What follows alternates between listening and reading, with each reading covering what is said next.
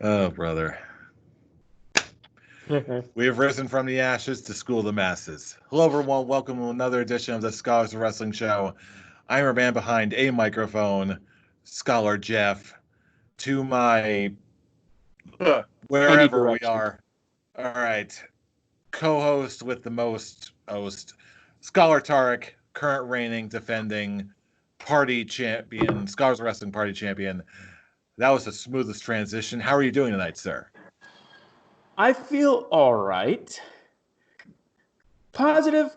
It's nice to be the only champion on the show. Shut up. Sad thing, I wish I was more than just the party champion. But hey, that day could come sooner than later. Right, Charlie? This is true. Yes. Hello, Scholar Charlie. Thank you for joining us tonight. Hi. And of course, we would not be complete without the ever effervescent Scholar Brian. Scholar Brian, how are you doing tonight? Pretty good. Thinking of plans for the upcoming show, which we haven't announced yet, but I'm giddy just thinking about it. I bet you are. Giddy.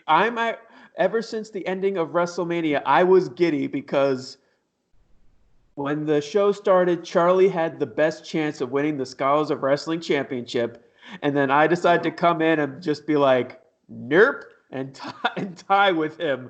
So now, the first time in Scholars history, thank you, Bailey, we did not have a Scholars of Wrestling champion after a pay-per-view. But you know what? If there's anyone to help me keep the title away from these guys, it's you, Tarek. Thank you. It's an honor. You're still just destined to just not grab that Scholars belt for a good while, aren't you? Oh, I will. It's like, oh, you're finally getting it in the grasp of your hands, and then all of a sudden, hi, I'm taking it. Nope. I guess that could just be my little revenge on you taking it from me to become a Scholars of Wrestling. It's like, okay, oh, yeah, you took the belt from me. Well, okay, now I denied you the belt a second time. All right. Well, assuming that all goes according to plan, then there actually is a Money in the Bank event of some sort, wherever or whenever that may be. Hopefully, we'll get the chance to sort this whole title match matter out then. But until then, we've got a big-time pay-per-view to cover. We've got 2 nights of WrestleMania 36 to cover. Ooh. And damn, was it a good show. What were your immediate thoughts after all this? How did you think of the weekend? All right, who wants to go first on this one? Brian? Well, I'm not gonna say it was the greatest thing I've ever seen, but for what's going on right now, I feel like this kind of show was exactly what was needed. Just like nothing else is on, and for what it was, I enjoyed myself. Was it the greatest thing I've ever seen? Was anything on the show the greatest thing I've ever seen? No. But I was sports entertained, and that's all I need at the end. Fool, what were your immediate reactions from this weekend? It was what it was, and for what it was, I actually enjoyed it. I actually think it was a very, very strong WrestleMania. I thought great portion of the matches were very good. There were a few hiccups, but all wrestling events do. And the 2 cinematic matches were possibly the best thing on this WrestleMania and for WrestleMania in quite a long while. I actually really enjoyed this, and maybe it's just because my expectations were so low because the build was so terrible, and it's the first time we've ever had a WrestleMania not in a live crowd and in the Performance Center. But for me, it blew my expectations out of the water, and I was actually very entertained by this. All right, Charlie, your immediate reactions to overall the WrestleMania. You took the words right out of my mouth, Tarek. Blew expectations right out of the water. The there are some wrestlers that I feel shouldn't wrestle in an empty arena. Asuka, if I had to listen to her for 2 more seconds, I don't know what I would have done. She needed to cool that shit a little bit. As part of that match. Yeah, I disagree with you. She was awesome. Oh jeez. I loved it. But overall, like Tarek said, blew my expectations out of the water both nights. I thought it was done in a fantastic fashion and was the first time it kept my attention in the empty arena era, as far as watching straight wrestling. Oh yeah, I definitely dug have it. to agree. I definitely have to agree with that. Again, for reasons that we'll go into further later on in the show, there was so much in the way of great pacing, good matches, just unconventional sort of presentation. But in terms of delivery and match quality and so many other things, Even the order. this was a spectacle. Yeah, exactly. So with no more pretense, let's get right into it. Let's kick things off with night 1. We had a bonus match of Cesaro and Drew Gulak, which that was a great appetizer as far as matches were concerned. Tarek, I'm sure you were happy about that. And then, I was happy with the result. I'm not gonna lie. I actually didn't watch the pre-show matches because it just didn't. I was just busy with other things, and I just never got the time to actually watch these matches. But hey, I was really glad that the love of my life, Cesaro, actually won the match. This is actually the first time he won a match in God knows, I don't even know how long. And It's one of those where it's like I don't have a problem with the result of the match because anytime Cesaro wins is a happy day. But it's the downfall of pre-show matches, man. It was 5 minutes long tops, and as much as the action was good for that 5 minutes, but when you have Cesaro and Drew Gulak, okay, it deserves more than 5 minutes. yeah. And I think that, and I like Cesaro's airplane spin move, but it's also, is that really how you're gonna finish Drew Gulak? My I'm thoughts like, exactly. It was cool. I think that Gulak deserves a neutralizer. Okay, if he's got to go, Yeah. that's it. I think the one thing I'm really wanting, the fact that both Cesaro and Liv Morgan won, I guess we don't really have. Let's just talk about the pre-shows in one bit because we don't need to talk about it for when we discuss night 2. Fair enough. Are these wins actually gonna mean something? I mean, look what happened with Liv Morgan the next night. Well, She was basically fed to Asuka. The whole thing about that is that it's the WWE's way that apparently it's a good thing if you get a 15-minute match to start the show, have a really good showing, but then the person that people expect to win. Okay, you go into that match just looking at the names and expect Asuka to win. So it's like, okay. So Then why book them? Why book them anyway? Why book that match if you? because that's, have you not figured out the way the WWE works by now? as much as it sucks, and we're just gonna keep. It's just the point that we're gonna keep hammering down. Let's move on from it now. That's just hence why I didn't actually. I chose not to watch this, even after I actually had free time, but I used that for other matters, which I most likely will discuss later in the show. But Logan beating Natalia, I like it because let's face it, okay, both these matches, every single one of us picked the loser. Yeah, I was gonna say, to our defense, nobody really knows how the WWE runs because we got walloped by a pre-show, and your title is now vacated because me and Tarek tied. So I don't think any of us has mastered the system on how the WWE works. But if you remember, It's a mystery. But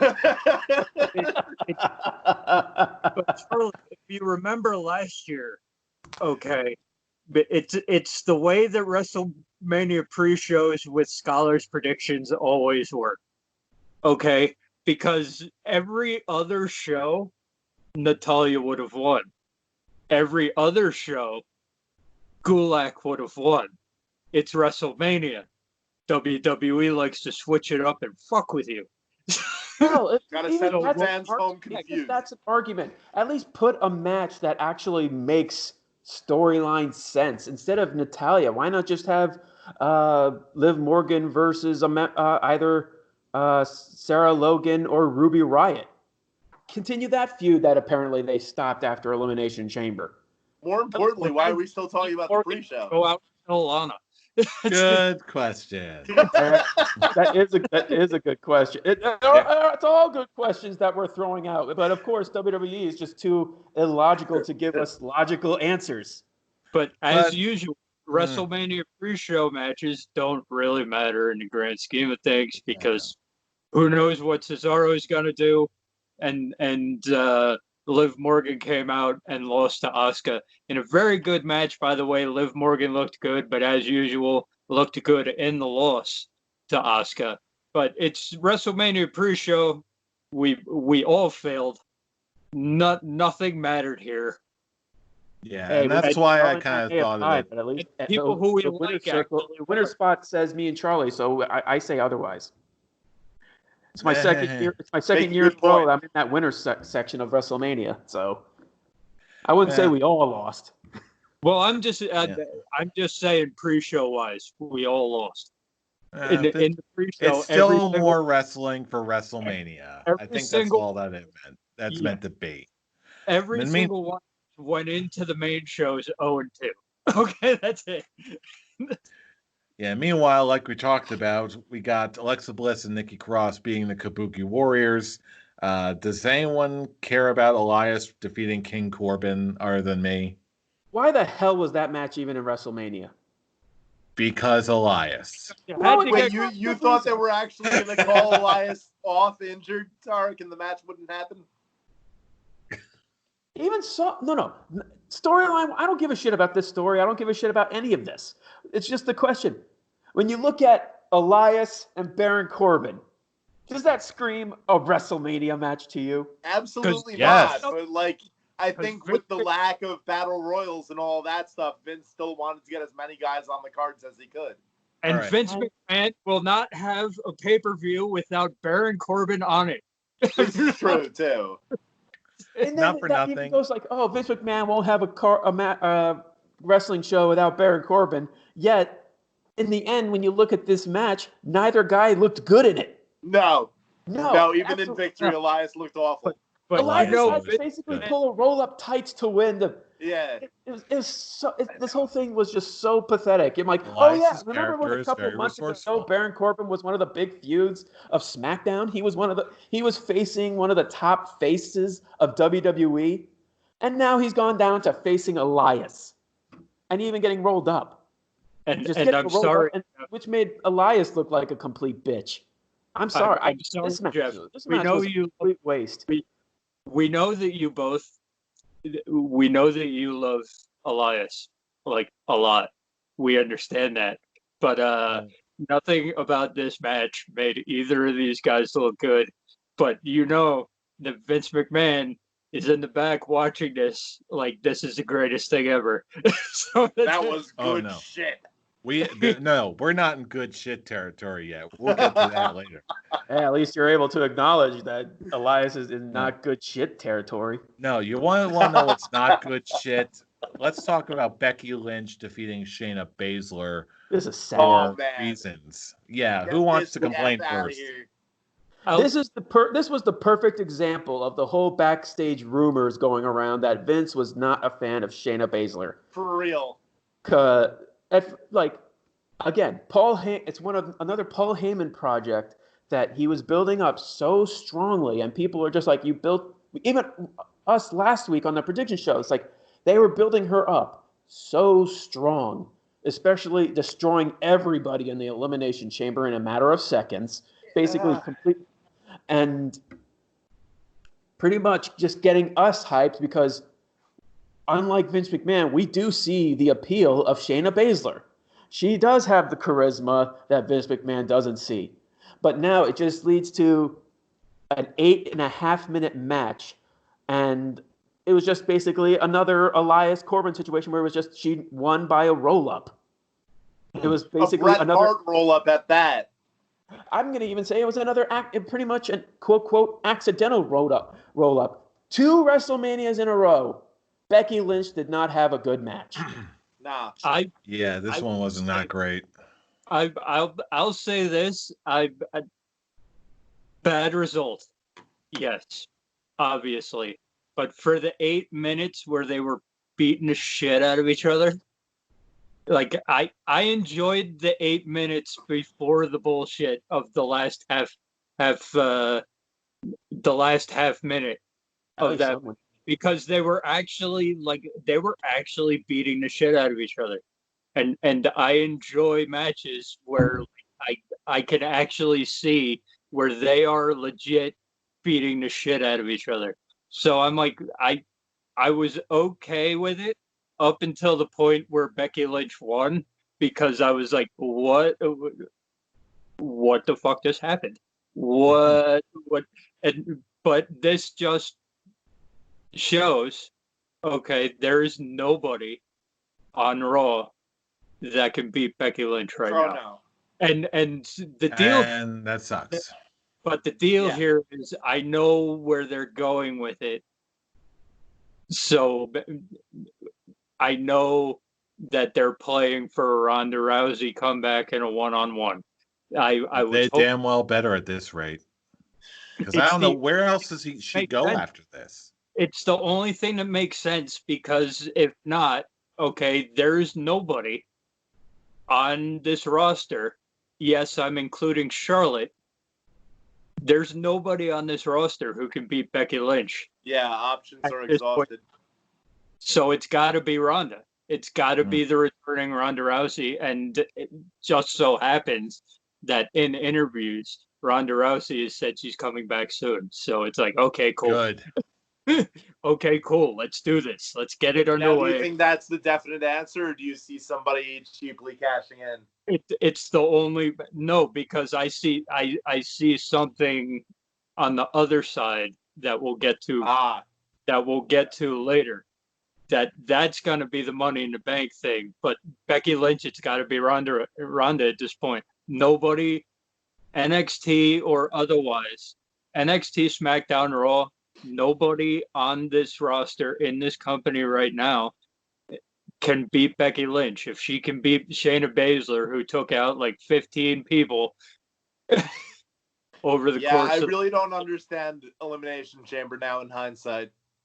It was hard. Well, I'm sure it's one of those plans change kind of things. It was most likely that Shayna Baszler was going to win, but it's just another Vince McMahon pulling a last-minute decision because he's not a fan of her. That's ridiculous. It's just another Paul Heyman project that he just was like, I'm not into it, cancel it. You got that with Ricochet. You got that with Cedric Alexander. You're getting with Shayna Baszler. It's just more Paul Heyman projects that Vince is just basically coming in and just being nope. Yeah, this is, speaking of silly things, Sami Zayn defeating Daniel Bryan. This one was far sillier than I imagined. I still enjoyed it. I didn't get the result that I expected, but there was a whole lot of just like old school heel cowardice coming out of this. I was expecting a technical masterpiece. Yeah. It was a traditional heel classic kind of approach. My favorite part of this match was when when Drew Gulak threw Shinsuke Nakamura and Cesaro over the barricade, and then it was like they fell into a black hole of doom. You didn't see them for like 5 minutes. It's like, where did they go? He only threw them over the barricade. It's not like he killed them. Where are they at? So it's like it was more amusing than anything else. And I'm not sure that's what I want coming out of a Sami Zayn versus Daniel Bryan. Here's the thing. I really have thought about this after the match happened, and we've discussed it. People have discussed it. They know the caliber that these two guys can put on in a wrestling match. But then you realize that wasn't how Sami Zayn has been built for the past year. He has been presented, as a better term, as a complete and utter guy who every time he shows up into a match, he just walks into a finisher, 1, 2, 3. So as far as the WWE mainstream audience is concerned, Sami Zayn is not a real wrestler.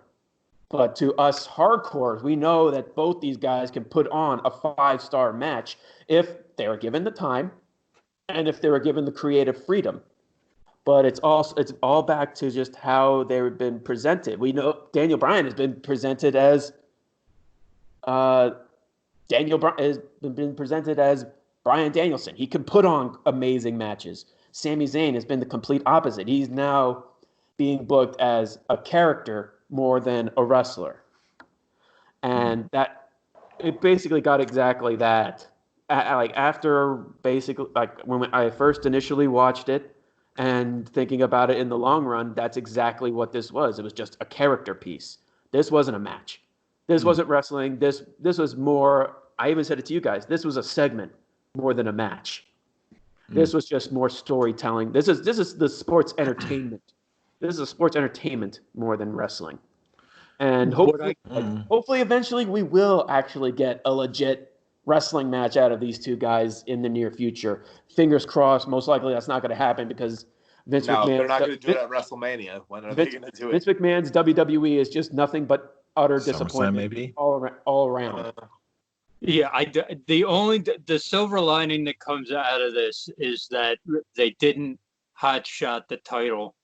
They did it wasn't like Sami Zayn was a placeholder to just put it on Daniel Bryan at WrestleMania. I do like that they're actually letting Sami Zayn, this character, even though he's not the Sami Zayn that we know from the independents in his first couple years in the WWE, he's still getting a legit run instead of, oh, we just gave him this title so that he could be the ultimate bitch at WrestleMania.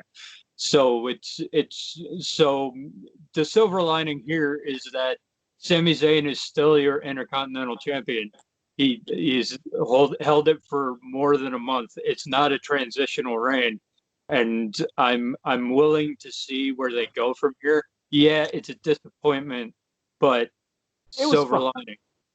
When it comes to making it a wrestling match, it was a disappointment. But at least in the sports entertainment side, it was good storytelling by these guys. Mm-hmm. I just wish Cesaro and Shinsuke were more than just lackeys. I wish that it was a 3-man group other than Sami Zayn and the lackeys. Yeah, well, on the bright side, speaking of 3 men in a legit wrestling match, I think we got the cure for our ills in the next match, where we got a triple threat ladder match, John Morrison defeating Jimmy Uso and Kofi Kingston, and someone got their face flattened like a pancake boy. This is... this one was fantastic. At least someone's face didn't turn into a bloody faucet. Yeah, there was no Joey Mercury's here. There's no Joey Mercury scene in that. But yeah, this was another fun one. This was just these guys putting everything on the line for literally no one except the people watching at home. And I had so much fun on this one. These guys know how to... trash talk was fantastic. It was, oh my God, I loved every second of this. And just that ending alone, I was literally laughing on the floor. I'm like, oh no, they all three have it. What's going to happen? And just they headbutt Morrison. He just takes the belts with him. It's like, technicality, he has the belts. He doesn't need that stupid hook thing. Yay! I'll say this, okay. Wrestling wise, this was my favorite match of the night. Wrestling wise, not going into anything else, just straight up wrestling wise. This was my favorite match of the night. But if you want to know why the WWE rehired and bought John Morrison back, it was 4 matches like this. Absolutely. he showed out at WrestleMania. Like his run so far had been kind of weak. It was just kind of there, like he hadn't been doing much. And then they gave him the ladder match at WrestleMania, and he was like, "All right, now I'll show it's you why I'm back. Yeah. Mhm. and then it's what and how has that finish never happened before? How has it never happened? How is this the first It time? has, not in WWE, but Well, WWE wise, how is oh this yeah, happened? yeah. I mean, like it's such I obvious honestly, there was tactic. part of me that thought they were gonna fumble for them. You thought they were gonna pull a Seth Rollins, Dean Ambrose on it? I thought they were like all gonna like pile up and like fumble for them, and like Morrison would still get out with them, but like have to fight for them. Imagine if Morrison grabbed one and like Kofi grabbed the other. Yeah, What happens there? The world may That's never got to be know. another finish that's coming up. That's got to be another finish that they got to do in a ladder Oh, match. just watch. It's going to happen. Me and But Money in the Bank. But yeah, this is great. Yeah. Elsewhere, this is what I'm genuinely curious to get other people's opinions on. Kevin Owens defeating Seth Rollins. What did everyone think of this one? it was a surprisingly solid match, and that leap of faith was just amazing. When Yeah, it comes, false finishes ahoy. Yeah, Yeah, I didn't expect that, but it gave some extra variety to a match that I honestly kind of thought part of the way through was just going to be kind of ho hum. okay, for this one, for me personally, this was my all-around match of the night. And what I mean by all-around, this was great. Like when you look at the ladder match, Brian said that was his wrestling match of the night. I can say for wrestling wise, that's pretty much it. For like Sami Zayn, Daniel Bryan, that was sports entertainment moment. For this one, it was a good combination of both. It was great wrestling from these two because we know these guys can put on a great match, but it also came to this great storytelling with the whole ring bell and Kevin Owens like, how about we just do a no DQ match? And one thing that I even said to you guys while we were watching it live, the one positive thing about not having a crowd there, you get to hear that bell when they hit someone with it. Oh damn! Just Donk. those bell donks, yeah, bell donks.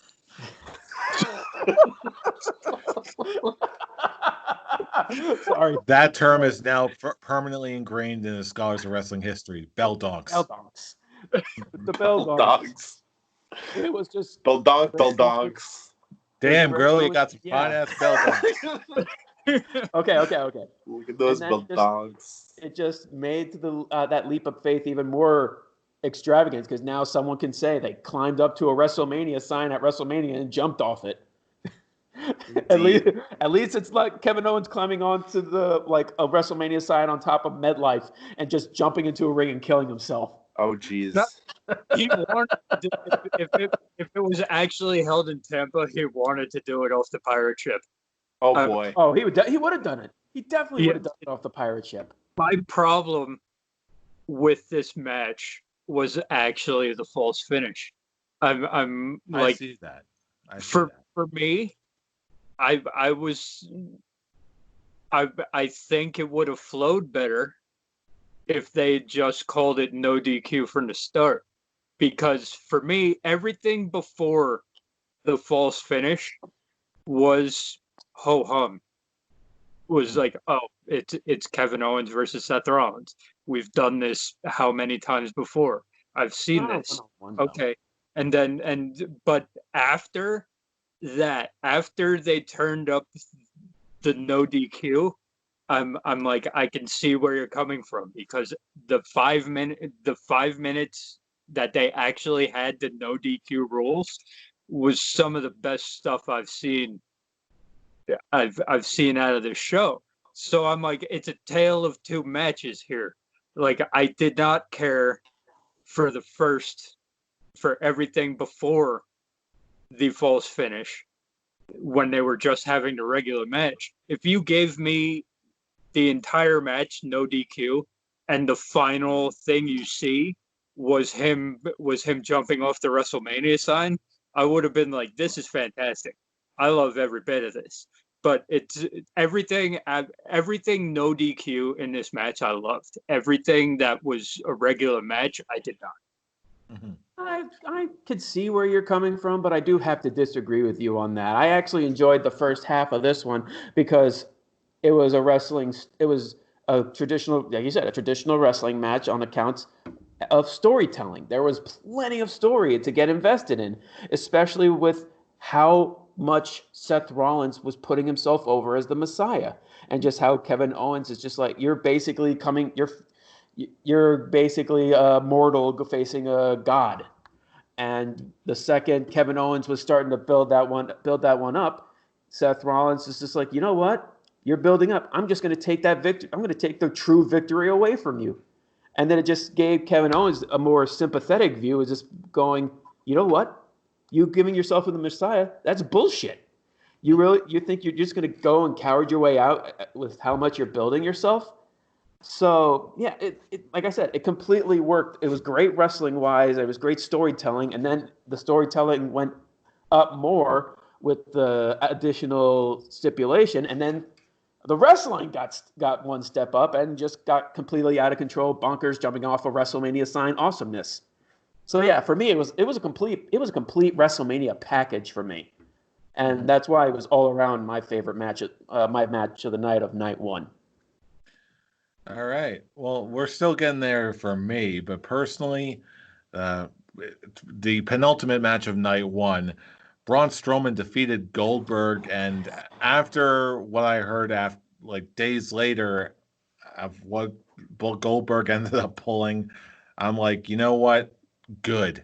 Braun Strowman, Universal Champion. Bam. I liked it. Didn't overstay its welcome. Few running power slams. I'm good. Boom. Done. Braun Strowman. Yay. I agree. I agree with you to an extent, because it's just now knowing what Goldberg did to basically change the match of the Saudi Arabia show, and just him's like, oh, the superhero, it'll look bad for my image for the children, being a superhero losing to a monster, and yet a few weeks later he loses to a monster at WrestleMania. So it just, I do agree with the whole effect of, yeah, I'm glad now the belt's off him, because to hell with him with that frame of logic of what he was trying to do, and the fact that he was being extremely stubborn. It's like, okay, it's like WWE wants Goldberg to put Roman over, which hence the question, how more over can you try and make Roman to the point where it's just completely and utter stupid?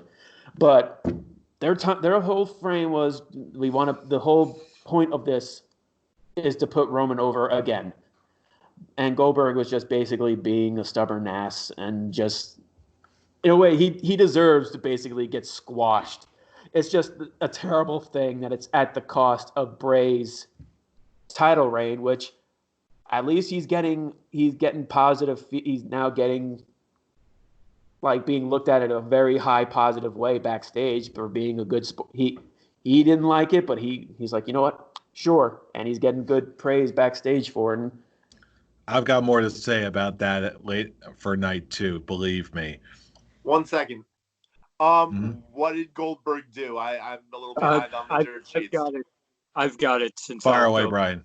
Basically, okay, Goldberg, the Bray Wyatt was supposed to win at Saudi Arabia to keep what the WWE wanted, the Fiend versus Roman Reigns at WrestleMania, which was what everybody thought the WrestleMania match was going to be. But Bill Goldberg came in at Saudi Arabia at the show and said, I'm not losing this match. It's not going. He basically politicked WCW style, and was like, it won't look good to the children. A superhero like Bill Goldberg losing to the Fiend, and he went completely apeshit about it. And he pulled his creative control card on it. That's really lame. Exactly. So I don't hate the fact that Braun Strowman is the champion. I never did hate the fact that it was going to be Braun Strowman as the champion. Okay, and even before this news came to be, okay, we always knew that Goldberg was a piece of shit backstage. We always knew that. So it's one of those. I thought going into this, why wouldn't he be a piece of shit again? And just be like, my problem with this was that Braun Strowman should have been champion 2 years ago. Okay, and they, for me, True. the build up was such that Braun Strowman is the champion, but why should I care? He's done nothing in the past year and a half that has made me think, oh, this guy should be one of the faces of my company. Should be one of the faces that I want to see. So yeah, I'm happy that Goldberg doesn't have it anymore. He can fuck off to wherever he Yes, please. and I don't need to see Bye. him. And I don't need to see him again now that Bye, I know. Bill. Now that I know what happened in Saudi Arabia. Yeah. The only problem I have is that SmackDown now has a champion that I don't really care about at all, because like it's 2 years past his time, and the only reason he has it is because Roman Reigns wasn't around to take it. And I know that when they do allow Roman Reigns to come back, because he's not going to be on SmackDown for a while because of his health issues. He's not going to be around for a while. When he does come back, Braun Strowman's dropping that title immediately to Roman. Oh yeah. I know that. So it's like, yay, Braun Strowman. Bill Goldberg doesn't have the title anymore. But also, on the other hand, I don't care. Yeah, he's still a filler regardless. So. I will say this. Depending on how his title reign goes, let's see who he faces in this. If he spends the entire time facing someone like Baron Corbin and then loses it to Roman when he comes back, then yes, everything about Braun Strowman winning the title is an all-out fail. But let's hope. I'm going to pull a fool on this one. Let's be optimistic, and hopefully Braun can actually do something with this title reign that was pretty much handed to him, and he didn't earn it. I wanted to see him actually have that crowning moment where he actually earns a title shot and wins it. Let's just hope that now this pretty much fluke championship actually becomes something. Would be nice. It would be nice. Well, hey, speaking of things becoming something, we got the final match of night one. The Undertaker defeated AJ Styles in a boneyard match for the ages, let's say. I don't know if anyone saw this coming, but I will say, for all of my shortcomings over this weekend, they didn't give this match the Jerry Bean Borash treatment. And I think it's safe to say this was everything that it could have been and more. Yeah. You went all that time talking about Braun Strowman and Goldberg, and you're just going to say, yep, pretty much. Well, I'm waiting for Charlie to actually say something. So He's straight Chris Farley sold that. Like, yeah, Taker, remember when you were in the boneyard match? Yeah. Might as well barnyard match. You remember when Charlie, you and I wrestled in the barnyard match, and then you buried me alive? Yeah. You remember that? Yeah. Go ahead, Charlie. Awesome. What did you think about this match? Oh, it was fantastic. And like Vince being the wish he was a director that he was, like, he was eating everything up completely. I liked how we got the taste of American Badass Undertaker, but like mixed with Dead Man Taker. It was nice. Because I don't know about you guys, but unless American Badass is playing, it's not the Badass Taker. Oh, it's got to be Metallica. That's his theme song. Oh, jeez. I still liked it. Remember, But I loved the inclusion. I love the inclusion of Gallows and Anderson. The whole thing I think was just done perfectly. Aside, the Druids was a little odd.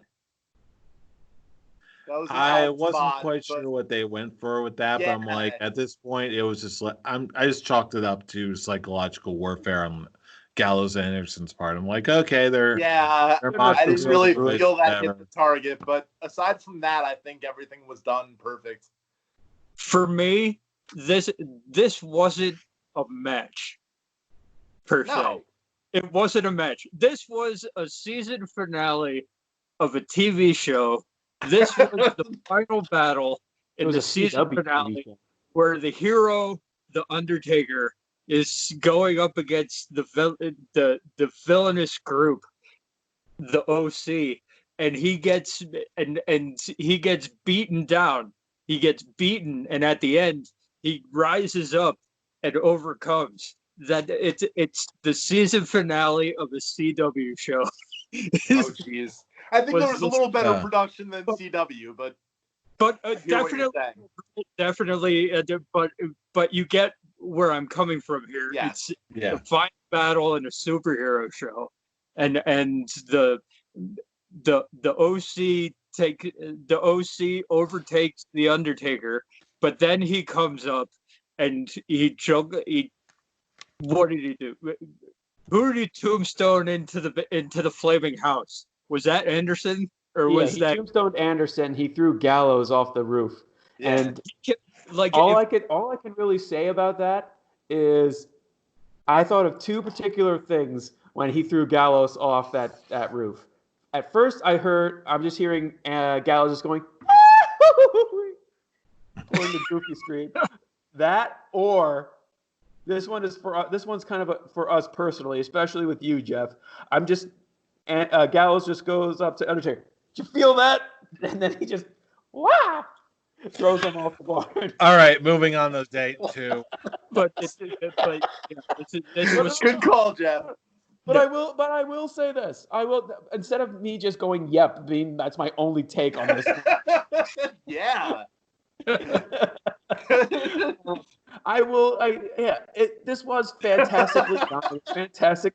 It was fantastically put together, edited, all that. I'm not a huge fan of Biker Taker coming back, but for this particular, I made it clear last week. I didn't actually give two shits about this story going in. But they did make me care. They did bring me over. I like Taker's look. That it is a mixture of the Dead Man and Biker. It's not one or the other. It's a mixture of both, and it worked. It actually worked wonders. And the fact that he actually he's still a man now. He's back. He is somewhat Biker Taker, being more of a person. He's still bringing out the Undertaker. He's still teleporting behind AJ Styles. He's still bringing out the fire. He's still summoning fire on the roof of a barn. He's pulling the Undertaker symbol after he wins. We see and dummy AJ Styles' hand poking out of the dirt. Should have been like this. Yeah, right.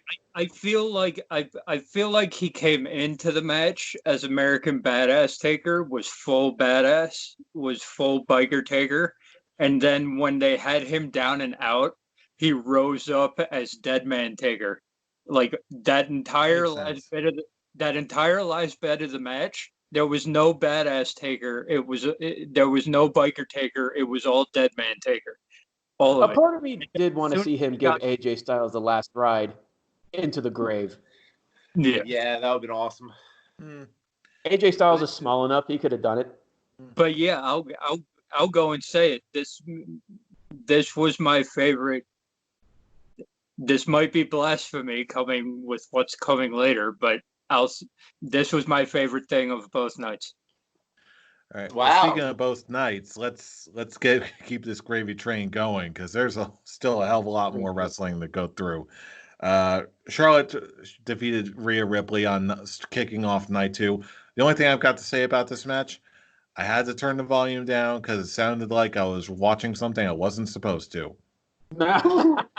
He means porn. Yes, Charlie, that's exactly what that means. These two women, because of all the moaning. Yeah, these two, especially from Rhea Ripley, all the screaming she did. Yeah, these two women went out. I'm a screamer. Out of each other. Scream. Clearly, they are too. All that reference, I love it. Well, O'Cry, I just can't seem to stop throwing things. Can't seem to stop throwing stuff. But yeah, I remember watching this on night 2, and my response was, one, this completely blows Becky and Shayna out of the water, especially. And I just realized that we could plug that in with a pirate metaphor, shooting cannons and blowing it out of the water. Ha ha ha. Pun. Punch for the win. And I'm watching this, and I'm just thinking, wow, this is a WrestleMania match. Like, this is a match that would be on a would do great in a WrestleMania, like with thousands and thousands of people in the crowd and all that. And yeah, I predicted Charlotte to win, but at least, unlike Shayna Baszler, Rhea Ripley looked incredibly strong in defeat. And I feel like eventually it's going to come around with Rhea Ripley actually taking the title off Charlotte. This is the beginning of a storyline that's basically putting Rhea Ripley over, and it's like this is the start of their journey.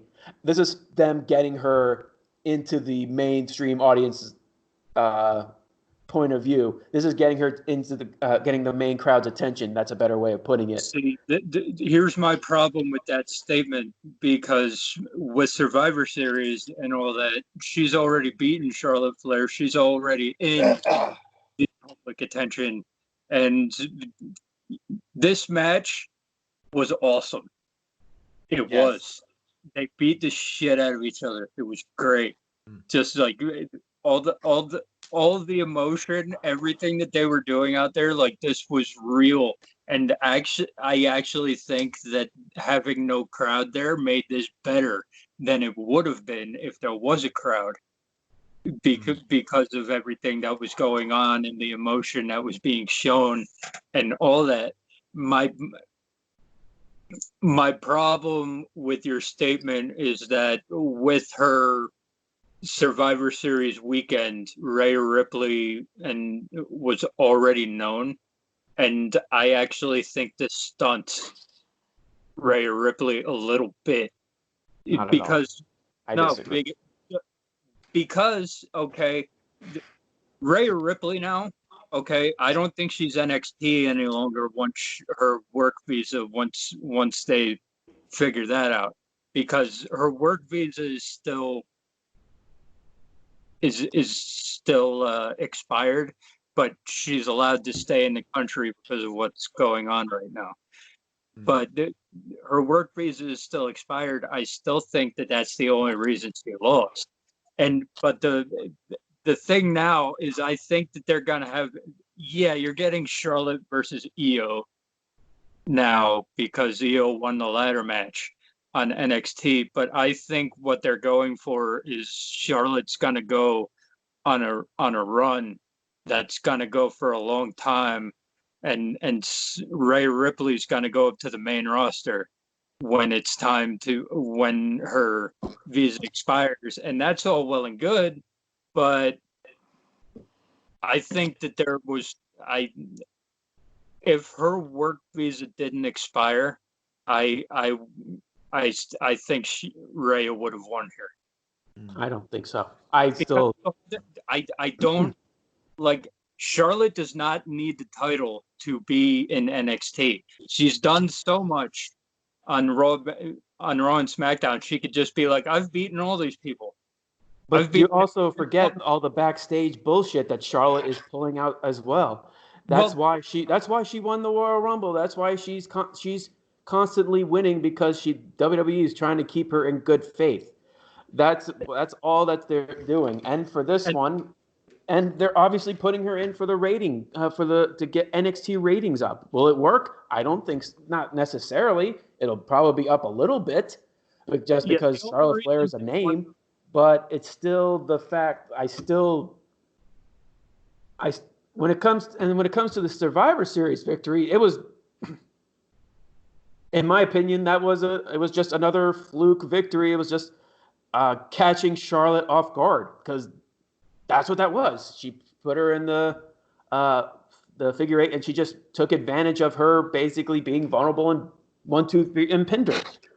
So I feel like this she actually did it. That was SmackDown, and then she beat her legit at Survivor Series. But the SmackDown was the Becky Lynch. You're gonna put me in a hold, and you're gonna put me in a hold, and I'm gonna roll you up deal. But my point here is Charlotte does not need the title to beast mode NXT, which is what's gonna happen here. She's gonna Becky Lynch the NXT. This is what the storyline's gonna be. You're gonna have Becky. You're gonna have Charlotte do the same thing that Becky Lynch has done on Raw this year, and then they're gonna try to build someone to take the title off of her at next year's WrestleMania. And I'm like, that's all well and good, but Charlotte, as I understand backstage politics and all that noise, but it's like Charlotte, of all people, doesn't need the title to go down in beast mode NXT. So yeah, I understand what they're going for here. The match was great, but I hate the result. Makes sense. Again, we got a whole lot of wrestling to truck through. Aleister Black defeated Bobby Lashley, as we kind of figured. Nothing really much to report there. Yeah. We also got Otis defeating Dolph Ziggler in a brief yet enjoyable match. I still enjoyed it. All the happiness. Got the happiness. The only criticism I ever heard about this match was that it should have been in front of a crowd. But hey, what can you do if it's either we get the payoff now or we don't get it off at all? Hey, it's all for the best, and we know the storyline is going to continue in some capacity. And then, of course, we get the spectacle that is Edge versus Randy Orton. I'm just going to kick it off with this. I felt like this was the worst match of the weekend. It just dragged too long. Edge deserved a hell of a lot better. I don't even blame the two of these guys, okay? Because I could have gotten into it if anybody else involved in the match gave any kind of shit about this match. Commentators killed the match. Edge and Randy Orton put it out there, man. Like they were like, if any commentator gave any shits at all, if the referee was screwing up, the commentators were acting like it was a golf tournament. Yeah, for real. I zoned out the commentators. The only real, I wouldn't say this was the worst thing, but the real criticism that pretty much everyone and myself have is that this match did not need to be 35 minutes long. I heard it was longer than 35 minutes. Yeah, it was about in the 40s. No, it was about 30. It was just, if anything, 36 minutes. But it didn't break. It could have. I'm not going to say it was the worst thing. I'm going to say it was the most disappointing thing, because it's Edge, and once again, I don't blame the two competitors. Okay, if anyone else involved in the production of this match gave a damn about this match, this could have been a great 35-minute last man. This was the exact match that you need a crowd. You need a crowd for a last man standing match. You need a crowd for Edge's return. You need a crowd to get angry at Randy Orton for what he's doing to Edge. Okay, if you don't have that, you have 40 minutes of two guys beating the shit out of each other, everybody else being bored or not knowing what to do, and it's just it's boring to watch, and that's not what I wanted to see in an Edge return. For the 20 minutes that was in between this, they weren't really doing anything except just throwing each other into stuff. It wasn't even them beating the shit out of each other. It's just like, oh, look, we're in another room at the Performance Center. You see that desk over there? I'm throwing you over it. Wah! I did enjoy the tour, though.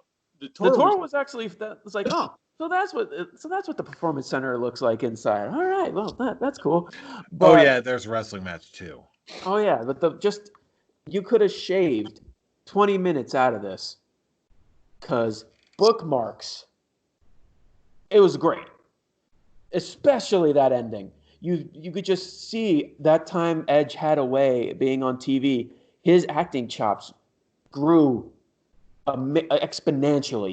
He was pulling out so much emotion in that ending of that match, and you could just see him basically like, what's the word? Basic cuddling Orton at the end. He felt terrible what he did because of their history. The emotion was there from beginning and the end. It was just that middle that was just a bore. The best way to put it. There was one point where I had to step away from watching it, and I was watching it on my phone. Yeah, I know. I was watching WrestleMania on my phone. Yeah, that's life for me. Welcome to the 21st century. Yeah. And at that point, I actually had to turn it off, and I had to take care of my kids for like 10, 15 minutes. And then I come back, I'm like, holy shit, this match is still on? And then it goes on for like another 15 minutes, and I'm just going, holy shit, this match is still on? Jesus, when is it gonna end? And then the end, and I'm like, okay, at least the ending I'm invested in. Mm-hmm. But yeah, it could have been so much more. And yes, Brian said it best. Of the big matches for Mania, this one was disappointing. Mm-hmm. Yeah, this absolutely. Look, this is a match that needed a crowd. If you don't have a crowd, you shouldn't have had this style of match. Change the match up. Last man standing with no crowd, it doesn't work because you want the crowd to be counting. The last man standing works because the crowd counts along with the ref count, and the crowd is into it. And if there's no crowd, it's just the ref counting to 6, everybody getting up, and here we go again. There's no care whatsoever. It's like you care because of the participants. Okay, you care because Edge's return, but it's one of those things. If the crowd's not there, it's hard to care about this style. Yes. Thankfully, the next match we got, the Street Profits defeating Angel Garza and Austin Theory. I really do feel like the Street Profits are just masters at pacing and speed and keeping the audience invested. This one was way better in my opinion, and we got to see a call up for Bianca Belair. So this was a net good in my eyes. Yeah. That actually just I'm getting a because I actually have nothing to say about this. Good. It was Jair. This was like 5 minutes. This match was like 5 minutes long, which is good. It felt so much better. It gets the taste out of your mouth from the 40-minute whatever that was before it. But it went quick. The right team won, and someone who didn't jump onto the floor. And the woman who deserved a call up a long time ago finally got one. She came in. She came in. She did what she needed to do. We had a WrestleMania moment in an empty arena. But yeah, Bianca Belair is what this match was about, and got the job done. Got out of there. Hey, we're good. And meanwhile, we also have another match with a brisk pace. We've got Bailey defeating everyone to retain the SmackDown Women's Championship. The discord between her and Sasha did not seem to be permanent. Uh, just It started. barely. Oh, Yeah. it's called Bill. It's happening. That's It just Well, it's why couldn't it happen on WrestleMania so Bailey could win? Or Lacey. Bailey did It all win. ends in E. I wish Lacey won. because I I wish could Lacey say won that. too. 'Cause I could say it. Like Because the I ladies. could say it. I could point to Jeff as I say it. I can. Otis. Dolph Ziggler didn't give me happiness, but Lacey Evans allowed me to be able to say this. No happiness for Jeff. None. I'll tell you None. what. It's a And night no like happiness for Charlie because that was the match he got denied the Scholars of Wrestling Championship. I'll tell you what though. If there's ever gonna be a week when I lose the Scholars of Wrestling Championship and my girl Lacey loses, at least it's on a week when I get my hands on a can of Steve Austin Broken Skull IPA and a remake of one of my favorite games of all time comes out. So yeah, beer and Resident Evil 3, And- cure for the and wounds. So basically drink your tears away. That's the right way to go. And kill zombies with Jill Valentine. So yeah, This basically makes the women's Money in the Bank match very, very predictable at this point. Who do you got, Charlie? Money in the Bank? Women's Money in the Bank. Who do you got? I'm not saying yet. Well, mark me down smart right move. now. No, mark me down right now because it's the obvious pick and it's what you do if you want a feud going into SummerSlam. You're building up the Discord. Okay. Sasha Banks wins Money in the Bank.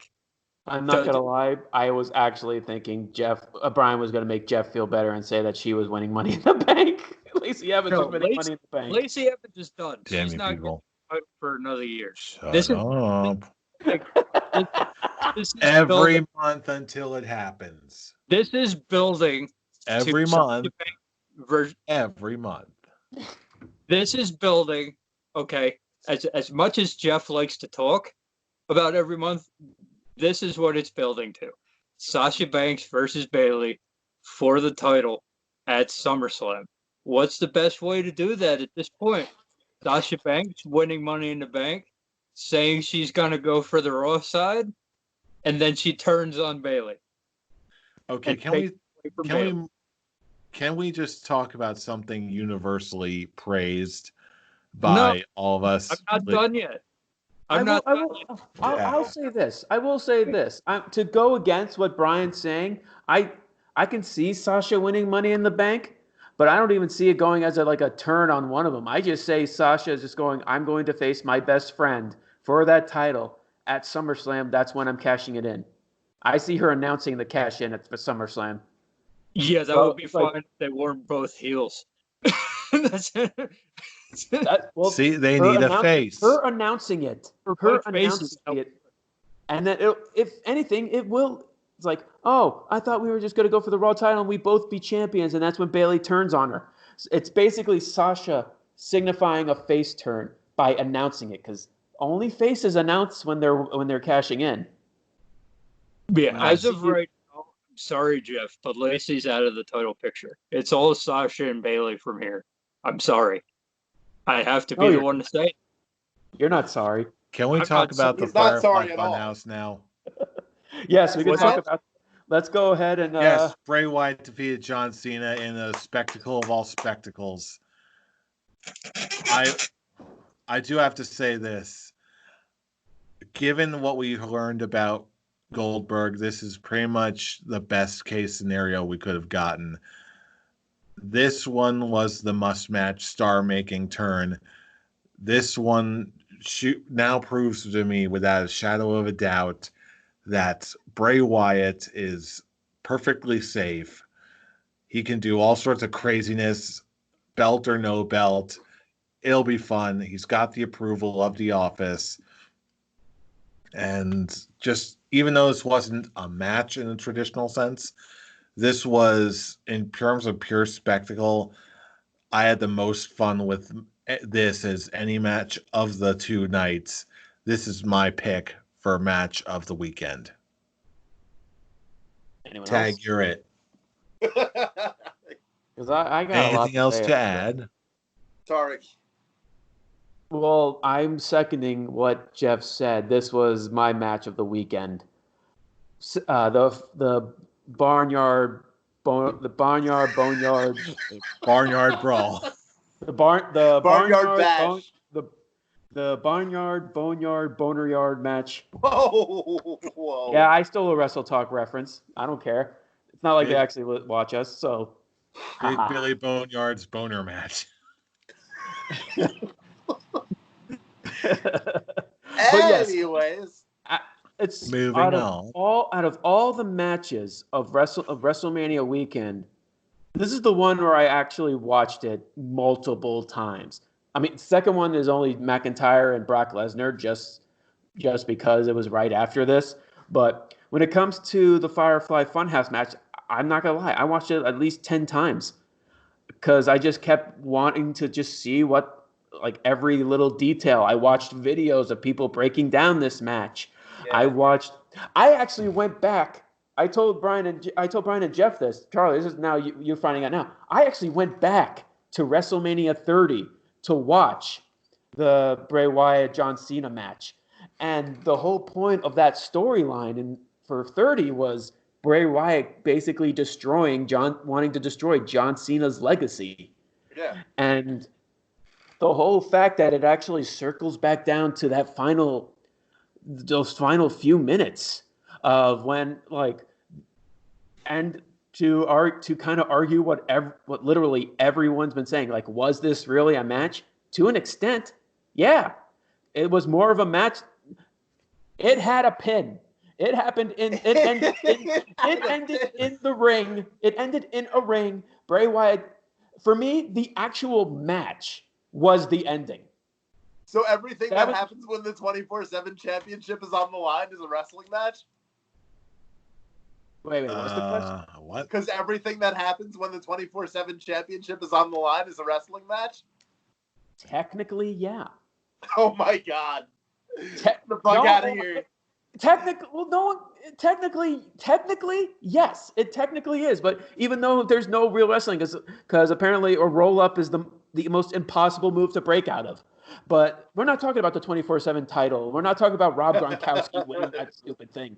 We're talking about Bray Wyatt here, and like the whole story of basically John Cena's mind basically being completely warped, basically being broken down, and when all of John Cena's failures is just piling on top of him, and what could have been if he actually did turn heel, he could have been as one of the coolest superstars, like what Hulk Hogan did when he turned heel. Just those final moments with him finally snapping, beating down Bray, and basically you're seeing every single failure of John Cena after WrestleMania 30, from losing to Taker, losing to Roman, losing to Brock Lesnar, and CM Punk, and just hearing the Cena sucks chants.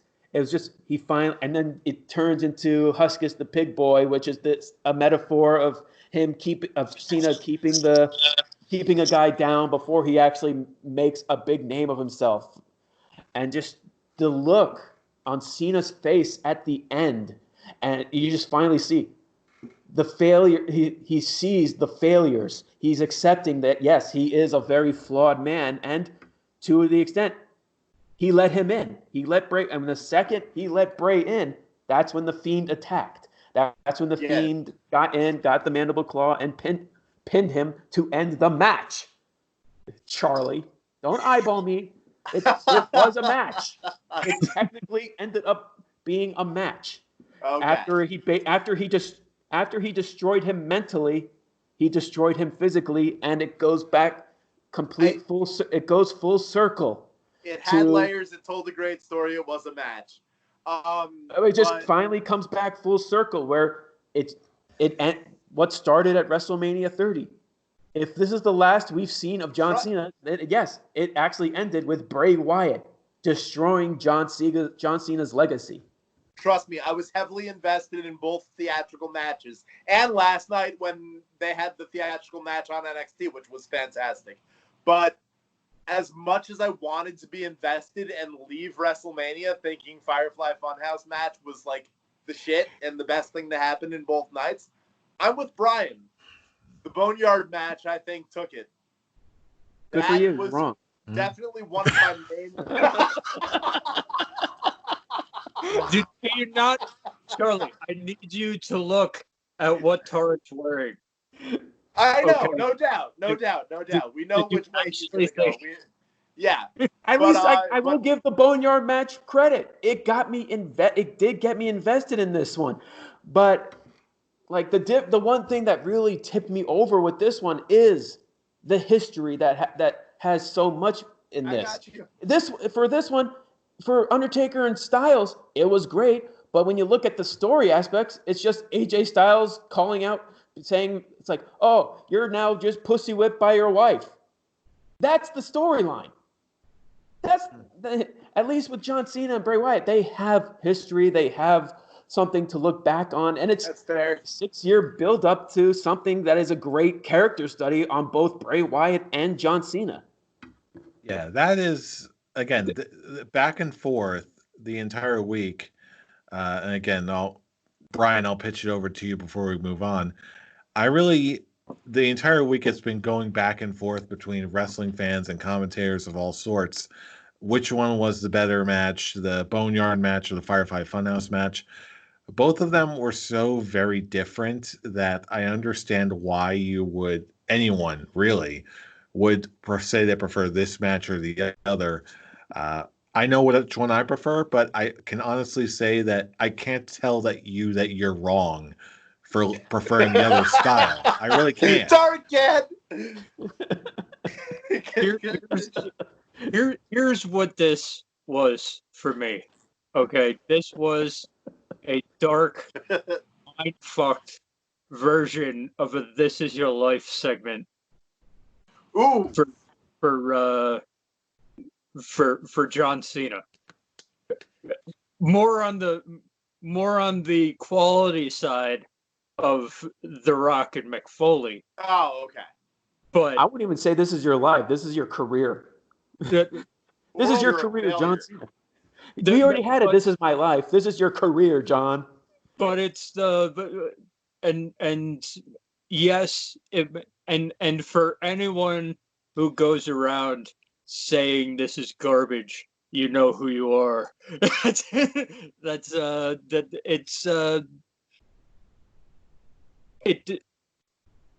You don't get it and you don't want to get it. Yeah. And I understand the mindset behind people who think that this is shit. Okay, I understand. I think you're wrong. But Targ will straight up tell you're wrong. But I understand. Well, he's right on that one. He is right. I'm not saying that the Boneyard match was so much better than this. It's like neck and neck. It's neck and neck. I was more entertained by what I was watching in the Boneyard match than what I was here. Because it's like, yes, I do know the backstory. I do know that was more unpredictable to me than this. Because, it's once you understand what's going on, you know what's going to happen here. So I had a lot of fun with this. Like, it was great. And I loved every second of it. And the right man came out on top in the end. And if this is the last time we see John Cena, great. I want the John Cena character to now be, because he lost, he went into the Firefly Funhouse. He's pretty much like how I think that the Demon Vince is the Mr. McMahon character that Bray Wyatt actually abducted and just trapped him in forever in the Firefly Funhouse. I want the John Cena character. I want the John Cena character to now be forever trapped in the funhouse as Johnny Largemeat. There's the Cena as a puppet T-shirt too. So it's and I love that they were so much into this that even they had Bray Wyatt pictures all over John Cena's Instagram account, and he's just talking about how great Bray is, and just like, yeah, I'm like, well, and now John Cena's tweeting. Have you seen John Cena's tweets recently? Like, after I've seen his tweets. I haven't seen his Instagram yet. Yeah, so it's like they're still playing this up. Like, he's done. There's every chance that he'll come back, but he's playing it up right now. Like, Bray Wyatt destroyed him completely, physically and mentally. He ended the legacy. Yeah, so I do like that. So as I said, I like this very much. It was the best thing for me easily on night 2. I just enjoyed the Boneyard match a little bit more for the unpredictability factor of it. Oh, yeah, I will say this. So that's a whole lot of Bray. I will say this. I didn't know Titus O'Neil took over as host for WrestleMania. So with him just showing up at the end and me not having a single line of context, I was crying. I'm like, that is the most random shit I have ever seen. Of all people, why the hell Titus O'Neil? And I was literally I was on the floor crying.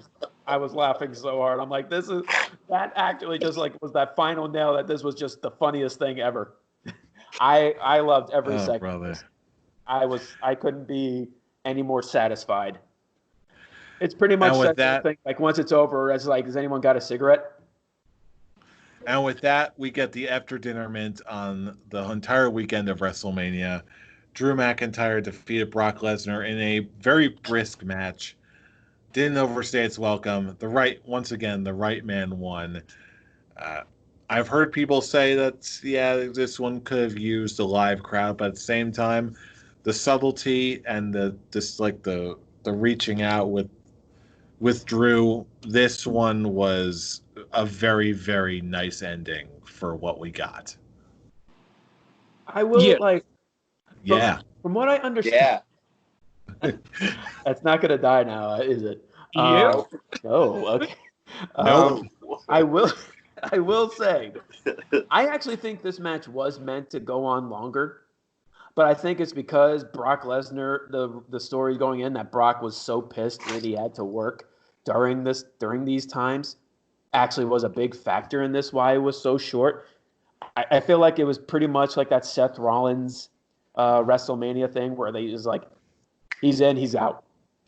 Because who knows when they actually film this, if they film this like right away, so Brock could just be like, okay, I'm done. I'm going home. I'm going to go self-quarantine. Yeah, that's how I felt like this one happened. And at least with this one, I was more emotionally invested than I was with Braun Strowman and Goldberg because, well, one, they actually did more than just finishing moves, which I actually had to go when I went back the second time to watch it.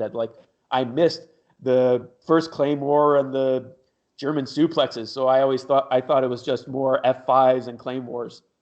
So with that, I'm like, oh well, at least I was proven wrong with this one. It's not a complete copy and paste of Braun and Goldberg, but at least they had story built in this one, so more story built in on this one to speak more clearly.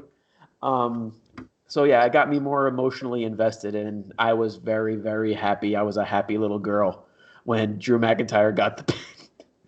Yeah, I would have liked this to be more. I think we were all happy little girls. Yeah, I would have liked this to be more like the second Rollins versus Lesnar match, where Rollins won it the second time.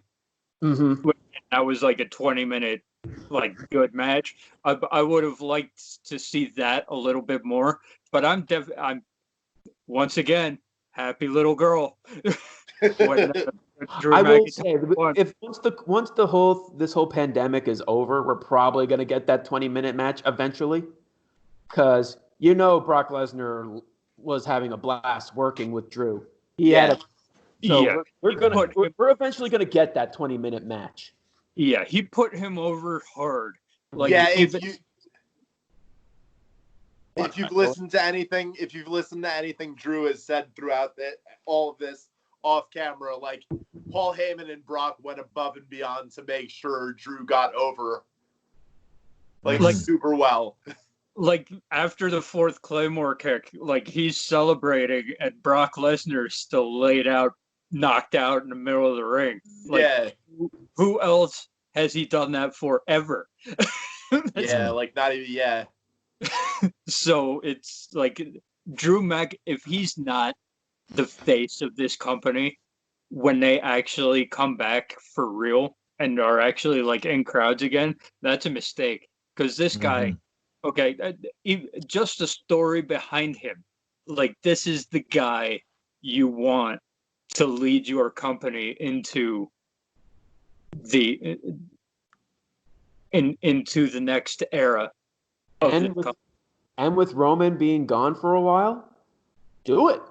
And you actually have the crowd emotionally backing him up. It's something I even said weeks before this year's Royal Rumble, that Drew is actually getting the natural reaction from the crowd, positive reaction from the crowd.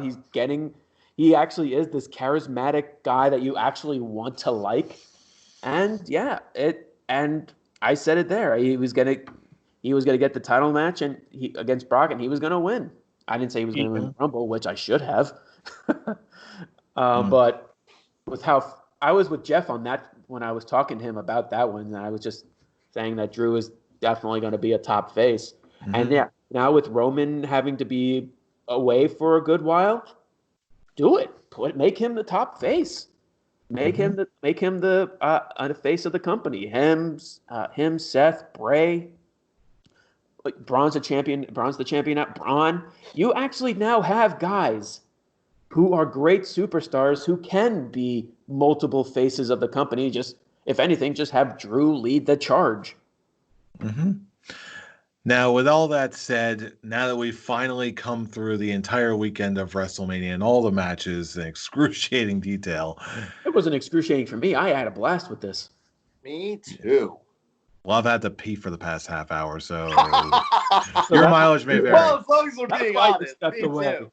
It's like, so meanwhile, it's like, yep, I'm not going to explain why I'm leaving. I'm just leaving. All right, so let's break it down. Let's bring it all home. What was your favorite of the two nights and overall beard ratings for the entirety of WrestleMania as a whole? Go. All right, I'll go first since I'm the only champion on this show, and champion go first. I'm gonna make you eat those words. Go ahead. I'm not wrong. But when it comes to which show was the better one for me, I'm gonna go with night 2, and it's not just because of the Funhouse match. That was a big factor in it. But the only real criticism I really had was that on that show was the last man standing match, of how long that was. The other matches, there wasn't any real criticism I had with them. I enjoyed every single match. It actually felt like a WrestleMania to me. Night 1 had just Vince McMahon trying to destroy credibility to Shayna Baszler. They gave us the unsatisfactory Braun Strowman's first title win. It gave us the complete worthless and utter garbage that's Elias and Baron Corbin. So yeah, when it comes to which night did better, I think night 2 did great. It was the better show.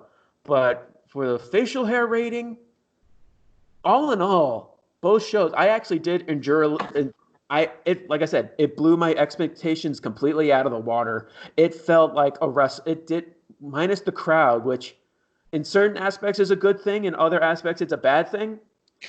Because sometimes the crowd could possibly kill the show with them. It's like, okay, we're bored with this one. We're going to do whatever the hell we want. At least we didn't get that. For that, I was invested with almost everything, and I was very entertained by it. So I'm going to give this one I'm going to give it a 4.5. I'm going to give it a full beard, almost a goat face. I was actually that entertained by this WrestleMania. I was very pleased. Brian, what do you got? I will go the opposite way. I am going night 1. Oh, okay. because I thought he was going to say it's a 1-star. Yeah, me too. This shit sucks. I'm like, I want my what? fans back. Brian, break it down. no stars, no happiness. That's it. No, No happiness. They owe me stars. I'm going -5 stars. Fuck it all.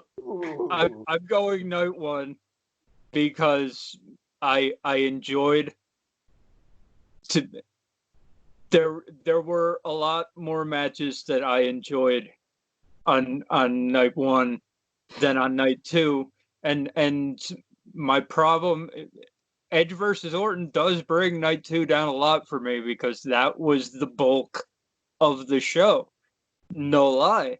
So it does bring it down a lot, and for me, the combined greatness of the ladder match, the back half of the Owens and Rollins match, and the Boneyard match, I was very sports entertained by the second half of the night one than I was by most of what I saw on night two. So night one gets it for me, but I agree with Tarek on the fact that this had no right going in being as good as it actually was or enjoyable. I was sports entertained, not as I normally would be, but enough to get this to a full beard. This was a lot better than it had any right to be. Charlie, bring us home. I'm gonna go along with Brian and say night one was the better night. Two amazing nights nonetheless. And yeah, and I was just as disappointed with the Edge and Orton match, and you guys know how big of an Edge fan I am. So that took away strongly from night two for me. But yeah, I agree with the two of you so far. Full beard. And for me, I'm gonna go with night two. I felt like there was a lot more strong stuff that kept it going, but even then, I'm going to have to give this a 5 out of 5 goat face, honestly, just because of the sheer spectacle of what it was. Sure, every match was not flawless, but there was so much good stuff. And there's one thing, it was good shit. But most of all, it felt like this WrestleMania was one of the best paced WrestleManias that we've had in a very, very long time. It wasn't one of those WrestleManias that just went on for 7 or 8 hours straight, and by the time everyone was exhausted, this one it felt like the entire weekend was a festival, a holiday of all things wrestling, and that made it just super, super fun. I just need to say want them to do 2 nights normal now. Yeah, I hope. I just need to get this out there. As AJ Styles said earlier today, okay, don't do these don't do these cinematic matches all the time. Yeah, definitely not. I don't think it will. If you do them like this week, okay, 3 is overkill. Okay, I enjoyed all 3. That's why I couldn't. That's the cap. I still need to watch the Ciampa Gargano one. No, it was one of. I couldn't get into it. I couldn't get into it because I'd seen too many cinematic matches. Oh man! In 1 week, it's like, so space them out better when the time comes to do it again. But for what they did, okay, they gave the Undertaker a way to continue doing matches. Never do a live Undertaker match again. Don't do that. Okay? Now that we know what he can do when you tape things, he's got chops. Cinematic matches, okay, that should be the only thing the Undertaker does ever. Okay, I'll say it, I'll put it out there. Okay, but once in a while, don't go crazy. Don't do what you did to Hell in a Cell and TLC matches or anything like that. Don't do that. Just once a year at WrestleMania, bring back the Boneyard match. No, hell, Undertaker versus Bray Wyatt, Boneyard Funhouse match. Do it. Jeff, let's bring this home. We gotta pee. And on that happy note, this is I the don't, point but where we all turn right. it all over to you, our wrestling viewing audience. What did you think of WrestleMania? What was the better night? What's your beard score? We want to hear from you. So drop us a line all across the internet, YouTube comments, Facebook wall posts, whatever you got. Find us wherever we are, or you can just join us on Twitter for a more up close and personal conversation about the entire world of wrestling. Starting off with @ScholarsOW for all the latest episode and segment uploads. Or you can also follow us on our personal Twitter accounts. Fool, where can they reach you? You can reach me not having to go use the bathroom after this at the Avatar. Ryan. You can find me gearing up for grabbing that beef case one more time at Atomic Beanpole. Charlie. You can find me when I'm not peeing at Charlene. Are you peeing right now, Charlie? All over the rug? What's it to you? And Really you can tied the find room me together. at I'm Robbie Rage. Wow, this show went off the rails. But you know Oh, what? It's a crazy world of It was professional wrestling. fantastic. Yeah. Until we start talking about pee. But you know what? You should That's what already happens when you walk away, host. you should already come to can't expect talk- that. You can't talk shit because you're the one who started it. This is what you get from us, because let's face it, you know who we are. We are the Scholars of Wrestling. We talk about pee, and you have just been schooled. You're welcome. See you all next week for more pee-free shenanigans. To the